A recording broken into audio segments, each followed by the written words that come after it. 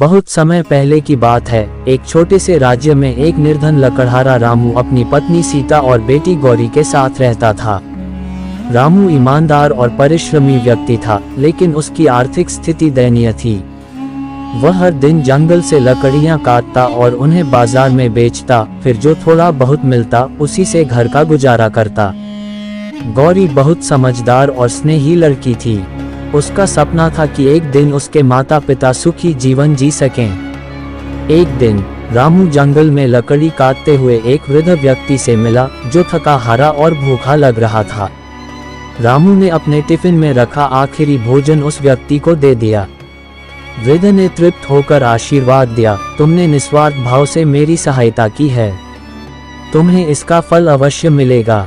ये कहकर उसने रामू को एक तांबे का सिक्का दिया और कहा, यह कोई साधारण सिक्का नहीं है, इसे जब भी तुम अपनी सबसे बड़ी जरूरत के समय किसी के सामने रखोगे तब ये तुम्हारी सहायता करेगा। रामू ने आभार व्यक्त किया और सिक्का घर लाकर पत्नी को दिखाया। सीता ने कहा, यह कोई साधारण बात नहीं है, इसे संभाल कर रखेंगे।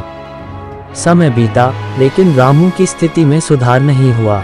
एक दिन राजा के दरबार से घोषणा हुई कि राज्य के खजाने से सोने की मुहरें चोरी हो गई हैं। जो भी इस रहस्य को सुलझाएगा उसे मुहमानगा इनाम दिया जाएगा। गौरी ने रामू से कहा, पिताजी, हमें उस सिक्के की मदद से कोशिश करनी चाहिए, शायद यही हमारी परीक्षा का समय है। रामू को झिझक हुई, लेकिन बेटी की जिज्ञासा के आगे उसने हार मान ली। वे सिक्का लेकर राजमहल पहुंचे और राजा के सामने रखा। जैसे ही सिक्का सामने आया, वह चमकने लगा और हवा में तैरने लगा। धीरे धीरे उसने खजाने तक पहुंचने का मार्ग दिखाया। राजा, सैनिक और रामू के परिवार ने उस रास्ते का अनुसरण किया और अंततः महल के ही एक विश्वासपात्र मंत्री को चोरी करते हुए रंगे हाथों पकड़ लिया।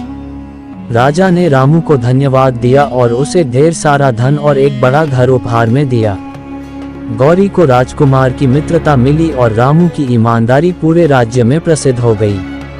रामू ने वह तांबे का सिक्का मंदिर में अर्पित कर दिया ताकि लोगों को ये याद रहे कि निस्वार्थ सहायता और विश्वास की शक्ति कभी व्यर्थ नहीं जाती। तो दोस्तों, कैसी लगी यह कहानी?